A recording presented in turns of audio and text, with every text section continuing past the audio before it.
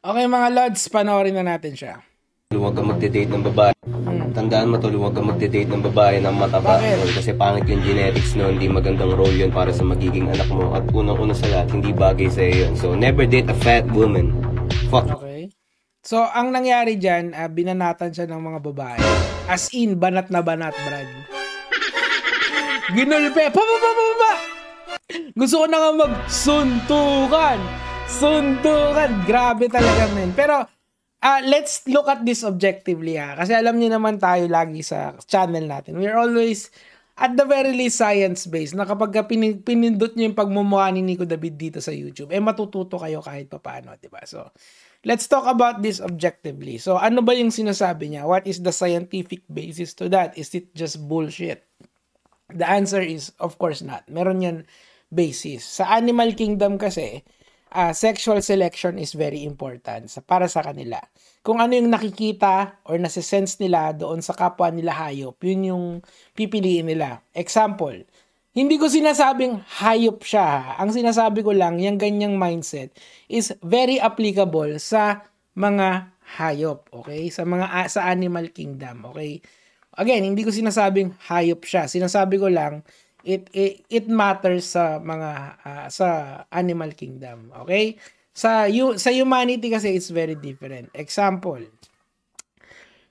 yung mga gorillas, 'di ba? Yung mga or sa chimpanzees or gorillas muna tayo, 'di ba? Yung mga gorillas, yung ang isang trait na hinahanap ng mga babaeng gorilla is yung malaking silverback. Yung size matters sa kanila. Yung talagang the bigger the silverback is, the better his chances in finding females. Okay, so it matters doon sa context na yon, gets nyo, or doon sa society ng mga gorillas na yon. Isa pa, yung mga chimpanzees. Sa chimpanzees, ang importante doon is yung aggression ng male chimp. Again, size matters as well. Kung mas malaki yung chimpanzee, mas okay. Mas aggressive, mas okay din. So, dalawang traits agad yung nakikita mo doon. Yung aggression at saka yung size. Yung sa aggression part, the younger you are, the better your chances is in, or the more primed you are, or pag nag-pick ka na physically, mas okay ka sa chimp society. Gets nyo? So, again, different animal kingdoms, different standards of sexual selection. Gets nyo? Isa pa, peacocks, yung mga may feathers na maganda sa dulo.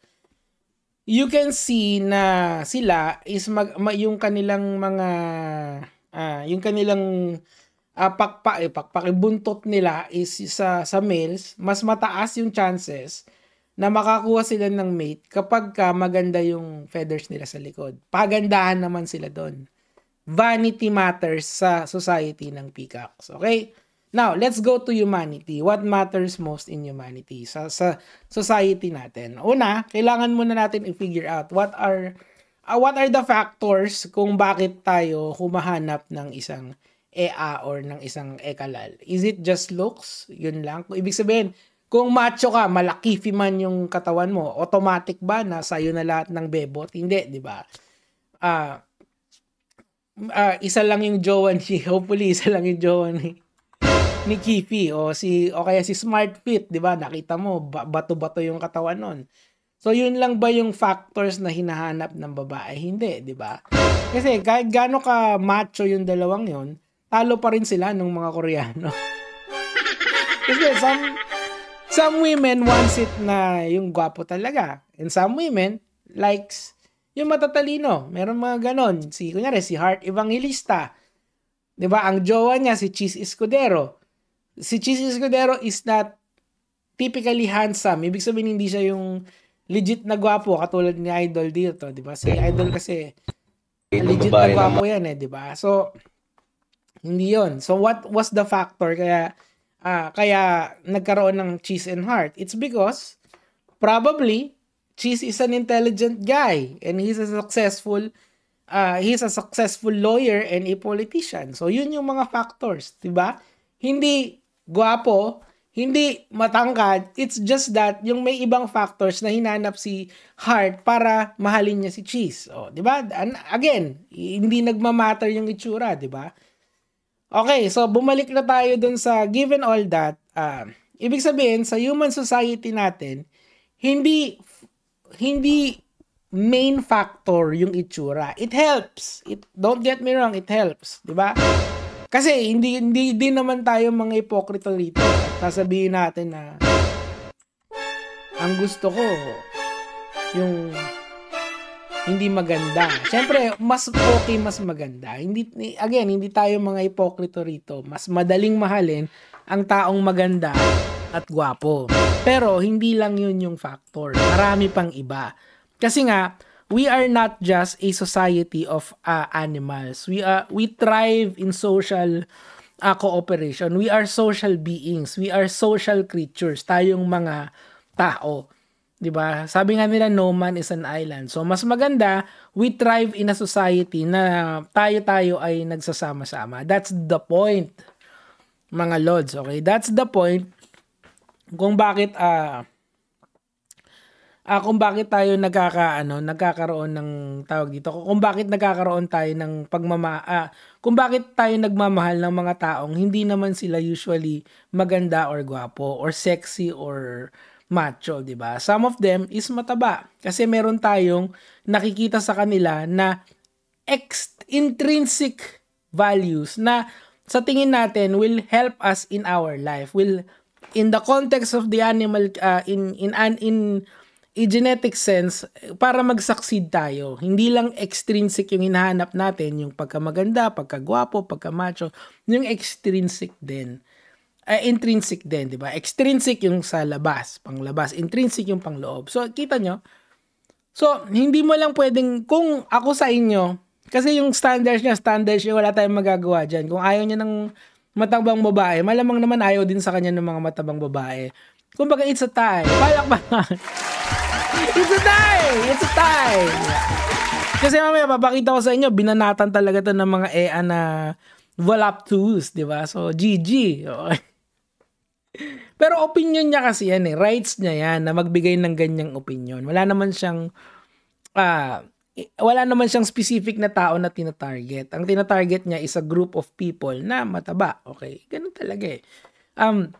Kaso, idol, sana intindihin mo rin yung mga taong tumataba. I'm not just talking for myself. Mamaya, ako yung sa dulo. Pero, yung mga, halimbawa sa babae kasi, ang katawan kasi ng tao kasi, mga lods, depende yan sa, una muna, of course, genetic matters at the beginning.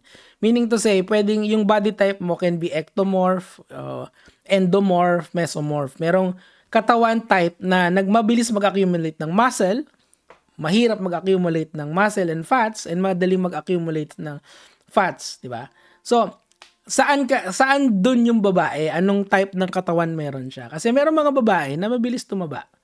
Meron mga babae na hindi mabilis tumaba. Meron naman mga payat. So, sayang naman, tinatanggal mo na yung isang quadrant ng babae sa pwede mong mahalin. Dapat lahat, di ba? Equal opportunity dapat. Palakpakan ng equal opportunity. So, okay. So, meaning to say, mga lods, kung magmamahal tayo, dapat tingnan natin yung pangloob at panglabas kung okay ba sila. Kasi, kunyari, may nakita kang matabang babae, bakit ba siya tumaba?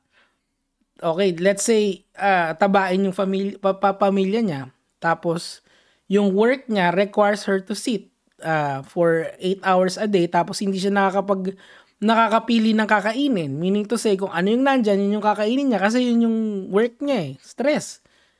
Ganon. Tapos, may PCOS pa siya. To top of that, talagang tataba yun. Pero, mahal ka. Oh. Ano ba pipiliin mo na babae? Sexy na gold digger o mataba na mahal ka, 'di ba? So nakita niyo yung extrinsic and intrinsic value doon. Yung isa, extrinsic, maganda kaso gold digger. Yari ka doon, ubos pera mo. 'Di ba? Kita ko yung kunyari ikaw. Nakita ko yung yung career mo, sakto lang or Baka nga mas malaki pa yung kinikita ko sa'yo rito, idol. Eh. No, pero yung matabang babae naman na nandyan lang para sa'yo, hindi mas maganda yon, di ba? So, ibig sabihin ba, pinapoint ko rito, look at choosing your partner objectively. Don't just look at the physical appearance of the tao. Of course, you can have your subjective choices. Hindi kita dinedisqualify doon, idol. Sinasabi ko lang, kaya naiinis yung mga babae sa'yo kasi hindi mo sila iniintindi. May damdamin din sila. Kagaya mo at kagaya ko. Diba? Lalo sa kanila kasi some women are very particular with their weight. Okay? Ito na. Siyempre, ang ending natin, yung mga EA na bumanat sa'yo. Kasi, promise pare, ang daming nag-react sa kanya na, eto, tingnan natin to. Tandaan mo tol, huwag ka magde-date ng babae ng mataba tol, kasi pangit yung genetics no, hindi magandang role yun para sa magiging anak mo. At unang-una sa lahat, hindi bagay sa yun. So, never date a fat woman. Fuck. Okay, kung ayaw mo, more for me. Yun lang yung sasabi ko. Eto to. Huwag tayo mag-date ng sigben. Oh! Na mukhang tae, na mukhang kawatan, na mukhang addict, na walang kwenta sa buhay. Grabe naman yan. Ang harsh mo naman, ate. Nadamay pa nga. Nakakatawa yung isang comment dito. Nadamay pa kami mga addict. Pero, si Ma'am Rica naman, hindi naman siya mataba. Hindi nga siya chubby.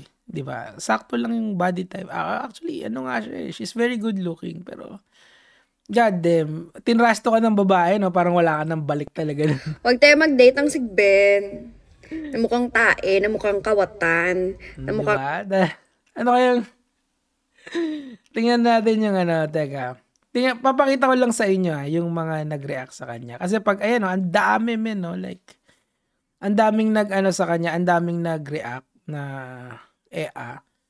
Oh my God. Meaning to say, it's a very successful rage bait. Yun yung nagawa niya. But,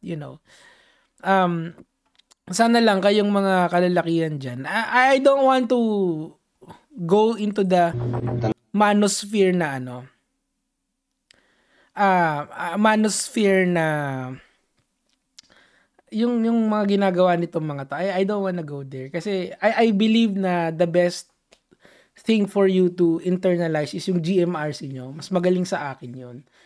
And kung yung mga basic principles nun ina-apply nyo sa buhay nyo, you will live a fairly happy life. Okay? Kasi hindi naman tayo lahat gwapo. Hindi naman tayo lahat mayaman. Pero we can always be happy with what we have right now. Yung contentment ba? And when we have lofty standards na kailangan natin ng etong babae na to, eto yung magmamahal sa atin, baka ma-disappoint lang kayo sa buhay nyo. Meaning to say, always set your expectations to a reasonable level, okay? So, meaning to say, kagaya mo tol, may option ka naman, true. Pero sila ba, yung mga pipiliin mo ba, pipiliin ka din, di ba? Baka ma-disappoint ka. Yan lang naman po yung sa akin for today. Gege mga lods.